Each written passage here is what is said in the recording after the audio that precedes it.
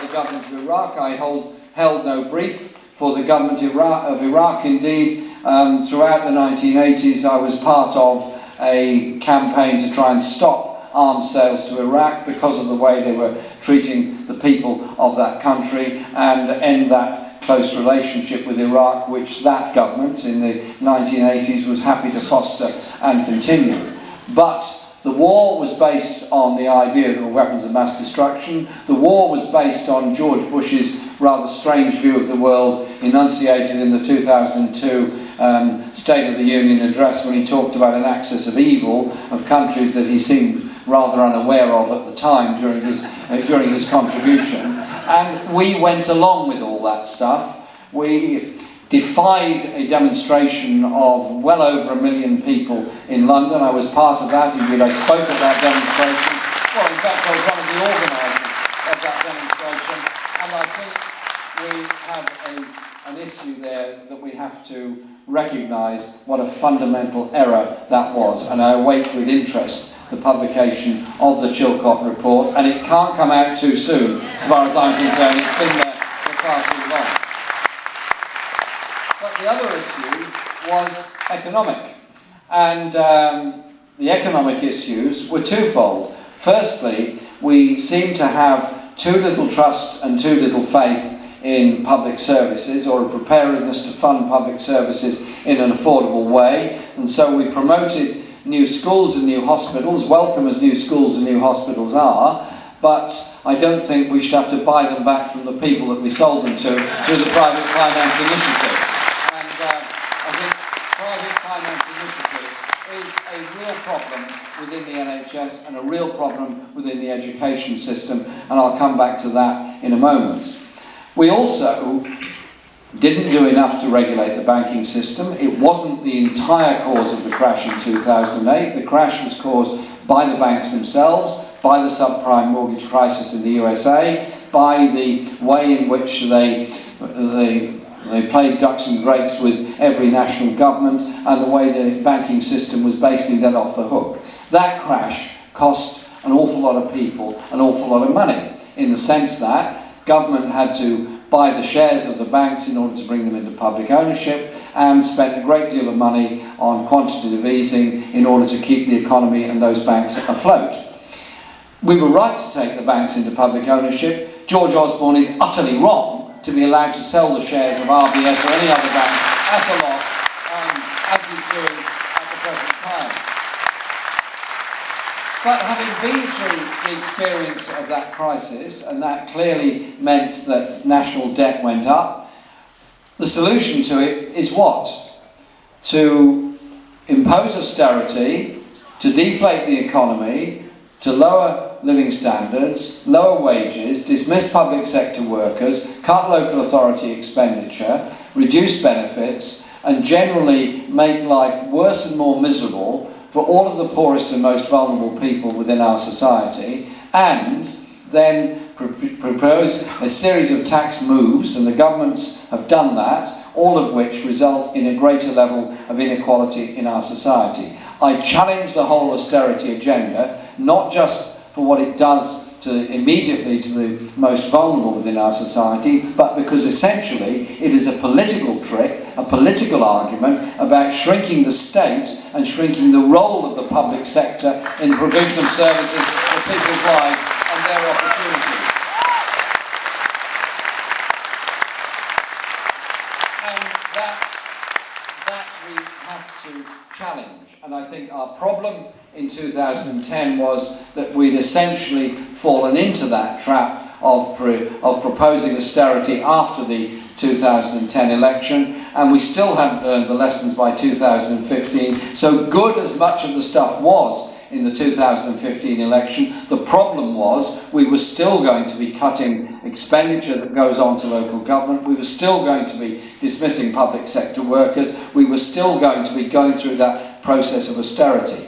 And Osborne has changed the goalpost several times. It seems 5 years doesn't pass in his mind, because everything is always 5 years away. So you've got this 5 years, then you've got that 5 years, then you've got another 5 years, then you've got the first 5 years, which is the same as the second 10 years. So don't confuse yourselves. What he's going to do is continue those cuts and continue that process, which is essentially a political agenda that they're putting forward. So we've got to challenge that. We've got to challenge the economic thinking that's behind it. We've got to challenge it on the basis of what it's doing to people within our society. We've also got to recognise we have a fundamentally unbalanced economy in Britain.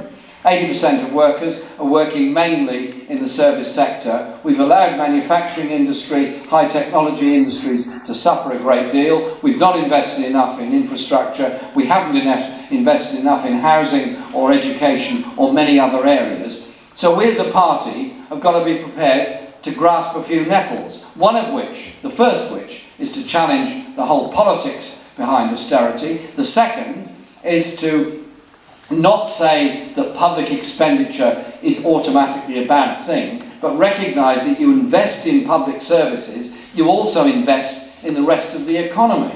And so I'm proposing that we do a number of things, one of which is to establish a national investment bank, which would help to fund the investment needed in railway networks, in housing, and a number of other issues. Phil was talking about the public ownership that I strongly support of our rail system, but also recognising there has to be more investment in it. Electrification has got to go further west, right down to Penzance, in my view. We've got to have an improved rail network in the whole of the southwest, and whilst the repairs of the line of Dawlish are very welcome, I think we also need a bypass line, because I've got a feeling there's another storm coming in some winter at some point in the future.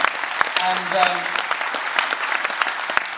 the proposal of the National Investment Bank doesn't just stop at that necessary infrastructure investment, it's also about investing in productive industries, because this country is very good, and through our universities and other things, of inventing products, discovering products and promoting them, very bad at developing them and taking them on to manufacture. It's a historic problem we've always had. You made the point about the manufacture of trains. There are many, many other examples that could be given on that. And so our proposals are a national investment bank that would help to improve the economy of the whole country. That is the growth part of it. So our suggestions are not, as some people apparently have unkindly said, a throwback to the 1980s, 70s, 60s, 40s, 30s or whatever else. I leave the 30s to the Tories, I leave the 1830s to the ultra-Tories, that's fine. But I want something that goes forward to the rest of this century. Then there's also the issue about injustice and inequality in our society. If I asked all of you, do you support the National Health Service, you'd all say yes. If I asked you, do you think it should be a human right, you would all say yes. If I asked you if you thought it was our greatest achievement, you would all say yes. We would all agree on all of that. Our problem is our National Health Service is under serious and systemic threat every day this government stays in office, because of the Health and Social Care Act, because of the way it's forced an internal market on the NHS, because of the way it's brought the private sector in to take profits out of the NHS rather than providing a service at cost, which is what the NHS was founded and designed to do, and because they have seemed to me to have given up to a great extent on NHS planning and allowed it to be a sort of competitive instinct between hospitals in partnership with lots of private sector providers. Behind that, I think, lies a deeper agenda of turning our NHS from being one of universal provision for all of us into a health service of last resort for those that cannot afford to go into the private medical sector. I want an NHS universal, human right, free at the point of view, with no internal market and managed for those reasons. But also, I want an NHS that recognises the causes of ill health are many and complex and varied, but they are not unrelated to economic inequality within our society. Mental health conditions are not unrelated to poverty, to stress, to unemployment, and issues that go with that.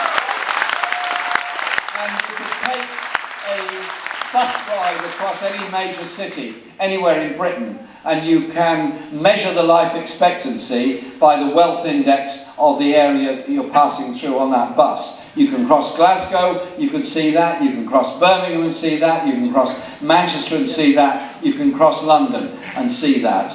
And so there has to be greater health resources into the poorest areas and the inner city areas. There has to be a greater investment in many of the issues that cause ill health in the first place. There also has to be far more money made available and far more support made available for our mental health services, and recognise that mental health conditions are something that can affect all of us. All of us know people that are affected by those conditions, so no more the cynical abuse and bad language used towards people with mental health conditions. Instead, start looking at it in a more mature and civilised way. But if I asked you the same question on welfare, I hope you would give the same answer, and I'm sure at this meeting tonight you would, but I'm not sure it would apply to everybody across the whole country. In the 19th century, many people campaigned for the idea of a national insurance system. The idea that you collectively pay something in order to get yourself security when you're an older person, or security when you're unemployed, or security when you're in desperate poverty.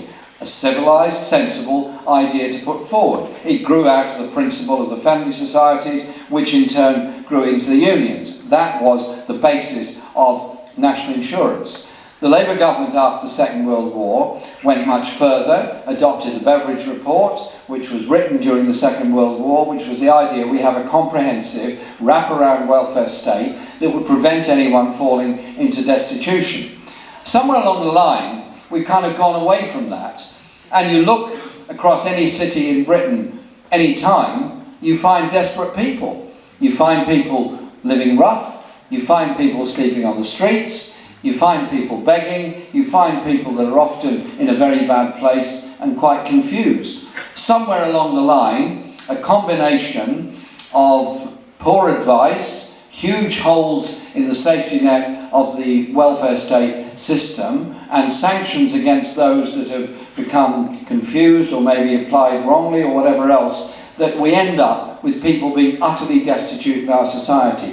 Can we cut out the language of benefit scrounger, benefit street and all that, and instead